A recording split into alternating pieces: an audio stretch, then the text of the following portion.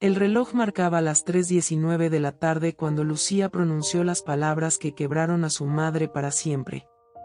No hubo gritos, ni portazos, solo el crujido de una silla al levantarse y el eco helado de una frase cortante: «Mamá, ya no puedes quedarte aquí». Carmen, de 89 años, miró las manos que habían trabajado, criado y sacrificado todo por esa misma hija que ahora la desterraba sin pestañear. 2 maletas viejas esperaban junto a la puerta, como soldados leales en un campo de batalla perdido. Lo que Clara no sabía, lo que nadie sabía, era que dentro de ese bolso de tela raído, entre pañuelos y recuerdos, Rosa escondía un secreto que valía $2.3 millones. Y una venganza tan silenciosa como el dolor que llevaba dentro. La tarde olía a café recalentado y a lejía barata. Doña Carmen estaba sentada en su sillón de siempre, ese que tenía el brazo izquierdo gastado por años de apoyar el codo mientras veía las telenovelas. Las manos le temblaban un poco, no tanto por los años, sino por la pastilla que se había saltado esa mañana. Lucía entró en la cocina con pasos rápidos, esos que siempre anunciaban problemas. Se apoyó en el marco de la puerta y cruzó los brazos. La blusa de oficina le quedaba arrugada. «Mamá, tenemos que hablar», dijo, mordisqueando el pellejo de un dedo. Doña Carmen no levantó la vista de su tejido. «Habla, hija. Aquí estoy escuchando». «Es que, con lo del bebé, y ahora que subió el alquiler». Lucía tragó saliva. «Ricardo y yo pensamos que...». El sonido de una carcajada falsa llegó desde el living. Ricardo, el yerno, viendo algún programa de humor en el televisor nuevo. Doña Carmen contó mentalmente los puntos de su tejido. 1, 2, 3. «¿Pensaron que, mija?», preguntó al llegar al 10. Lucía soltó el aire de golpe. «Que sería mejor si te mudas. Hay un lugar bonito en las afueras, con jardín y todo». La aguja de tejer se detuvo. Doña Carmen miró por primera vez a su hija a los ojos. Lucía tenía la misma nariz que su padre, el mismo hoyuelo en la barbilla cuando se ponía nerviosa. «Bonito, repitió doña Carmen. Se levantó con esfuerzo, apoyándose en el brazo del sillón. «Tan bonito como cuando te pagué la universidad trabajando de noche en el hospital. Tan bonito como cuando cuidé a tu Daniel los primeros 3 años para que tú pudieras seguir trabajando». Lucía palideció. «Mamá, no es». «¿No es qué? ¿No es justo?». «Tienes razón». Doña Carmen caminó hacia su habitación, pasando junto a la nevera donde seguía pegado el dibujo que le había hecho Daniel el año pasado. «Dile a Ricardo que me ayude a bajar la maleta. La azul, la que usé cuando nos mudamos aquí». Desde el living, Ricardo gritó sin mirar: «El taxi llega en media hora, Carmen». Doña Carmen entró a su cuarto y cerró la puerta con cuidado. No era el sonido de un portazo lo que quería que recordaran. Era el silencio con que empezó a doblar sus pocas pertenencias, las fotos, el rosario de su madre, el suéter que le había tejido a Daniel. Afuera, el bebé empezó a llorar. Lucía llamó a la puerta. «Mamá, por favor». Pero doña Carmen ya estaba sacando del armario lo único que realmente necesitaba, una vieja libreta azul, escondida entre las sábanas viejas. La pasó de mano a mano, como si midiera su peso. Luego la guardó en el bolsillo secreto de su abrigo. Cuando abrió la puerta, Lucía estaba allí, con los ojos rojos y los brazos cruzados sobre el pecho, como una niña regañada. Doña Carmen le pasó la maleta. «Toma», dijo. «Ya está todo listo». La libreta azul tenía el lomo desgastado de tanto abrirla en secreto. Doña Carmen la guardaba bajo 3 pares de medias viejas, esas que ya no usaba pero que no tenía corazón para botar. La sacó con cuidado, sintiendo el roce del cuero gastado contra sus dedos callosos. El polvo bailó en el rayo de luz que entraba por la ventana cuando abrió la libreta. Las primeras páginas mostraban anotaciones de hace décadas, los gastos del mercado, los pagos del colegio de Lucía, las cuotas del televisor que su marido tanto había querido. Pero al llegar a la página marcada con una cinta roja, la escritura cambiaba. Doña Carmen pasó suavemente el dedo sobre el membrete del banco suizo. La tinta azul se había corrido un poco con los años, pero aún se leía claro: cuenta N grados 449872 a nombre de Carmen Rojas VDA de Mendoza. El saldo hacía que le temblara la mano: 2.300.000 pesos. Recordó el día que llegó ese dinero. Habían pasado apenas 6 meses desde la muerte de Alberto, su hermano mayor, el que se había ido a Miami con una maleta de cartón y había vuelto en una urna. El abogado gringo con acento cubano le había explicado que Alberto había invertido en unos terrenos que luego vendió a un desarrollador hotelero. Su hermano fue muy claro: señora, le había dicho el abogado mientras tomaban café en la cocina de su casa. Este dinero es solo para usted. No para su hija, no para su yerno. Para cuando usted realmente lo necesite. El sonido de la risa de Lucía en el pasillo la devolvió al presente. Su hija hablaba por teléfono, su voz alegre y despreocupada: sí, papá. Finalmente tendremos el cuarto de huéspedes que siempre quisimos. Doña Carmen cerró la libreta con un suspiro. La guardó en el bolsillo secreto que había cosido en el forro de su abrigo viejo, el que Lucía siempre le decía que botara por lo raído que estaba. Por un momento, pensó en sacar uno de los cheques que tenía guardados, en dejarlo sobre la mesa de la cocina, pero no. Cuando realmente lo necesite, murmuró, ajustándose el chal sobre los hombros. Afuera, el taxista tocaba el claxon. Era hora de irse. El taxi esperaba afuera con el motor en marcha, echando un humo azulado que se mezclaba con el aire frío de la tarde. Doña Carmen ajustó el nudo de su pañuelo en la cabeza mientras recorría con la mirada cada rincón de la casa por última vez. Las manchas de humedad en el techo que nunca arreglaron, el cuadro torcido del Sagrado Corazón que ella enderezaba cada mañana, las marcas en la pared donde medía la estatura de Daniel cada cumpleaños. Ricardo ni siquiera se levantó del sofá. Sobogiró la cabeza lo justo para decir: no te olvides las pastillas para la presión antes de volver a su programa de televisión. El volumen estaba tan alto que se escuchaban las risas enlatadas del público. Daniel, de 5 años, se aferraba a su pierna con fuerza. «Abu, ¿vas a vivir con los viejitos?», preguntó con esa voz aguda que a doña Carmen le partía el alma. Ella se agachó con dificultad, las rodillas crujiendo, y le acomodó el cuello de la camiseta. «Voy a vivir donde pueda contar cuentos y tejer suéteres para los niños que los necesiten», respondió, tratando de sonreír. Notó que el niño tenía las uñas largas, otra cosa que Lucía había descuidado esta semana.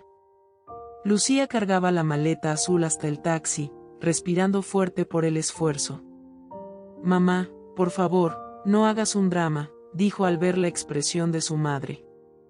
«Es solo por un tiempo. Hasta que nos organicemos mejor». El taxista, un hombre joven con el pelo engominado y una cicatriz en la ceja, bajó para ayudar con la maleta. «¿Es todo lo que lleva, señora?», preguntó, sorprendido por el poco peso. Doña Carmen asintió mientras se acomodaba en el asiento trasero, el plástico caliente pegándose a sus medias.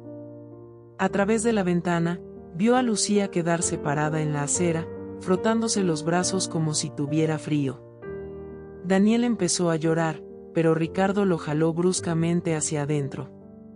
La puerta se cerró con un golpe sordo que resonó en el aire quieto de la tarde. «¿A dónde vamos, doña?», preguntó el taxista al arrancar.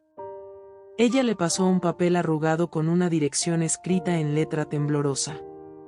El joven leyó y sus ojos se abrieron un poco. «¿El Hogar San Rafael? Pero ese es, bueno, digamos que no es el mejor lugar para una señora como usted». Doña Carmen miró por la ventana mientras pasaban frente al parque donde solía llevar a Daniel. «Todos los lugares son buenos cuando uno lleva su propio sol», respondió en voz baja.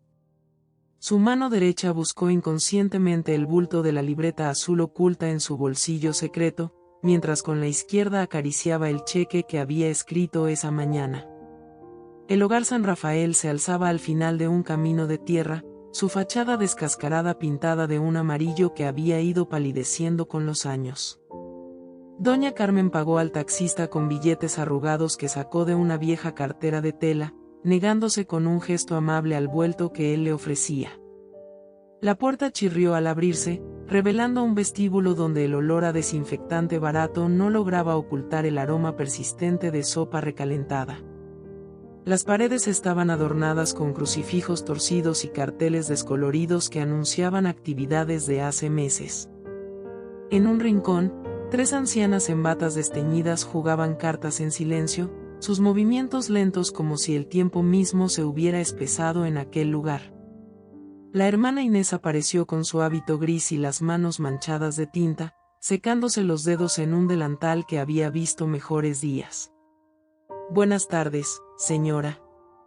¿Viene por la visita de evaluación?», preguntó con una sonrisa profesional que no alcanzaba sus ojos cansados. Doña Carmen apretó el mango de su maleta. «Vengo a quedarme, hermana.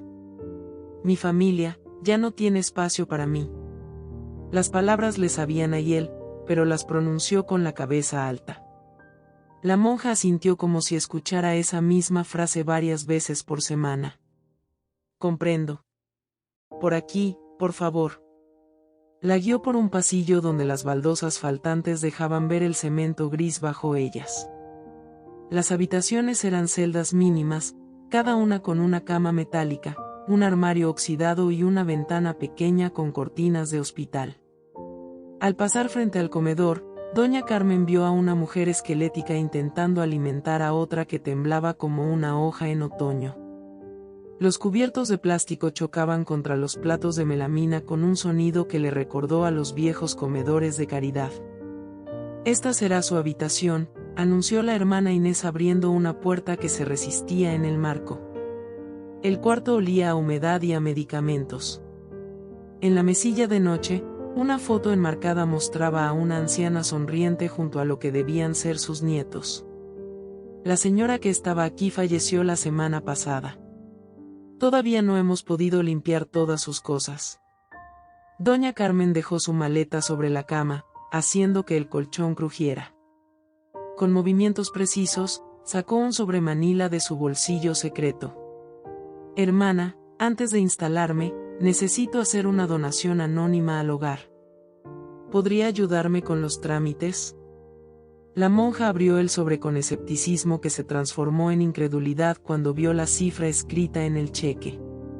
«Pero esto es... ¿Está segura, señora?